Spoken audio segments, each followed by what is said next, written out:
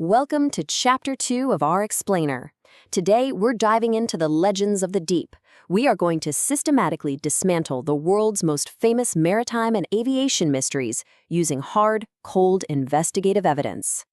You know, for centuries, tales of strange dancing lights and bizarre compass readings have absolutely fueled our fascination with the supernatural at sea. I mean, even Christopher Columbus wrote about seeing weird dancing lights and getting crazy compass bearings way back in 1492 while crossing the Atlantic. But are these genuinely paranormal events? Or is there a perfectly rational explanation just hiding in the depths? Let's find out. So here is our roadmap for today. First, Legends of the Deep. Second, the Mary Celeste Mystery. Third, the USS Cyclops, Doomed Giant. Fourth, Flight 19's Fatal Error. And fifth, debunking the Bermuda Triangle. Okay, part 1, Legends of the Deep.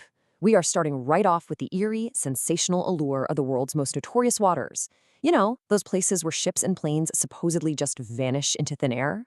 Now, what's truly fascinating here is the sheer volume of traffic passing through this specific trapezium of the Atlantic.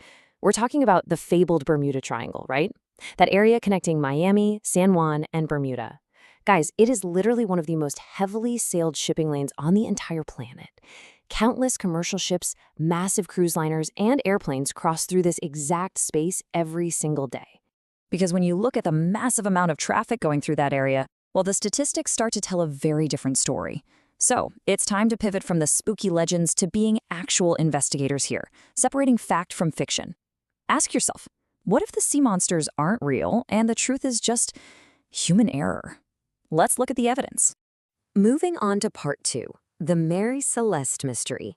Let's dig into our first major case, the absolute quintessential ghost ship that was found abandoned in 1872. By mapping out these crucial dates, oceanographers figured out something wild. This perfectly seaworthy vessel basically sailed itself for over a week after being abandoned. Look, the Mary Celeste left New York on November 7th. Her last log entry was on November 25th, near the Azores. But the crew of the De Gracia didn't find her drifting until December 5th. By using wind and water temperature data from marine databases, modern researchers proved that the ship just kept on its path without a single human hand on the wheel. So get this.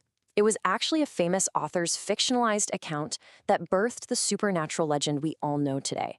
Sir Arthur Conan Doyle wrote a highly sensational story back in 1884 that got everyone talking about paranormal ghost ship theories. But the investigative reality, it's much more grounded. Captain Briggs was a highly respected, deeply experienced sailor. Modern investigations reveal that a faulty chronometer simply placed his ship 120 miles off course right in the middle of some incredibly rough seas. And this perfectly illustrates the tragic combination of equipment failure and intense environmental stress that forced an experienced captain to make a fatal call. The ship had recently carried coal and undergone renovations, so coal dust and debris actually clogged the ship's water pumps. Blinded to his actual location by that faulty chronometer, totally battered by rough seas, and completely unable to measure how much water was flooding into the packed hull, Captain Briggs made a rational but ultimately doomed decision to order an evacuation. Now for part 3, USS Cyclops, Doomed Giant. We're now going to examine the U.S. Navy's biggest loss of life outside of combat, which happened in 1918. 306. That is the staggering number of souls who vanished without a single distress call when the USS Cyclops disappeared. It was a massive, devastating loss that left the military desperately searching for answers. But rather than a sea monster or a covert enemy vessel, the hard evidence points to a critically overstressed hull and a captain whose leadership was, frankly, deeply questionable. The Cyclops was loaded down with 2,500 tons of heavy manganese ore. Long before she vanished, crew members reported horrifying sounds, literally metal plates scraping, and the deck heaving in the waves. On top of that, she was commanded by Captain Worley, an incredibly erratic leader who made a highly suspicious and completely unnecessary stop in Barbados just to take on coal they didn't even need. When confronted with the terrifying reality of a bending, scraping ship, Captain Worley brushed it off, reportedly saying, "Son, she'll last as long as we do." This chilling response really highlights a tragic dismissal of mechanical reality that likely doomed the giant collier. The ship wasn't swallowed by some supernatural anomaly. It was pushed way past its mechanical breaking point by terrible leadership. All right, part 4. Flight 19's fatal error. We are turning our attention to the skies now, and the infamous 1945 disappearance of 5 Navy torpedo bombers. Damn it! If we could just fly west, we would get home. Head west, damn it! This heartbreaking radio intercept from a junior pilot shatters the whole alien abduction myth instantly. It shows us they knew exactly how to survive, but they were strictly bound by military hierarchy. There were no portals here. The junior pilots knew which way to go, but military protocol absolutely dictated that they follow their flight leader. And because the Florida Keys and the Bahamas look almost identical from altitude, a simple misidentification became the root cause of this entire tragedy. You see, the flight leader, Lieutenant Taylor, actually had a history of getting lost. He assumed his compass had failed and that he was over the Florida Keys. Now, if you're lost over the Keys, flying northeast gets you right back to Florida. But the geographic reality, he was actually over the Bahamas. By flying northeast, he mistakenly led his entire squadron further out into the unforgiving open Atlantic. Reconstructing these painful hours proves that this was a completely preventable accident born out of severe spatial disorientation, not some sci-fi dimensional portal. At 3:45 p.m., Taylor reports the compass malfunction. They mistakenly navigate northeast, following his heading. Because they're flying further and further away from land, the radio signals naturally fade out. The final outcome? They simply ran out of their 4 hours of fuel, encountered deteriorating weather, and had no choice but to ditch into the ocean. Which brings us to part 5, debunking the Bermuda Triangle. Let's pull back and dismantle the massive umbrella myth that covers all of these disappearances. When you compare the popular mythical boundaries of the Devil's Triangle with actual oceanographic reality, it reveals a volatile region dominated by a massive, swift ocean current that can easily erase any evidence of a wreck.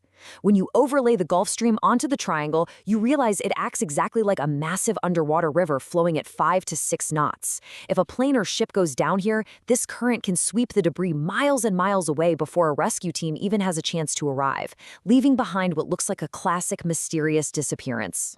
So the real villain here isn't a curse at all. It's the sensationalist authors who deliberately ignored basic meteorological records just to sell more books. In 1975, a research librarian named Larry Kusch decided to actually check the facts. And what did he find? The number of missing vessels is completely proportional to the heavy traffic in the area. He discovered that authors deliberately left out the fact that massive tropical storms and hurricanes were raging during some of these disappearances. They even listed delayed boats as a missing forever, and honestly invented vanished plane crashes that literally never even happened. When we strip away all the folklore, we're left with the immense, unforgiving, and perfectly natural power of the ocean. Science offers us real, tangible answers. For instance, underwater methane hydrate releases can stall airplane piston engines or decrease water density enough to quickly sink a ship. We know converging storms can easily generate monstrous 100-foot rogue waves. And the area is totally packed with shallow underwater reefs and magnetic anomalies that have been tearing apart hulls and confusing navigators for centuries. So I leave you with this final thought to ponder today, because the truth, driven by actual data and history, is almost always more fascinating than the fiction. Are we just more drawn to the comforting fantasy of paranormal mysteries than we are to the terrifying reality of human error and nature's raw power? The ocean demands our ultimate respect and careful preparation, not our superstitions. Thanks so much for joining me for this explainer, and keep questioning the legends.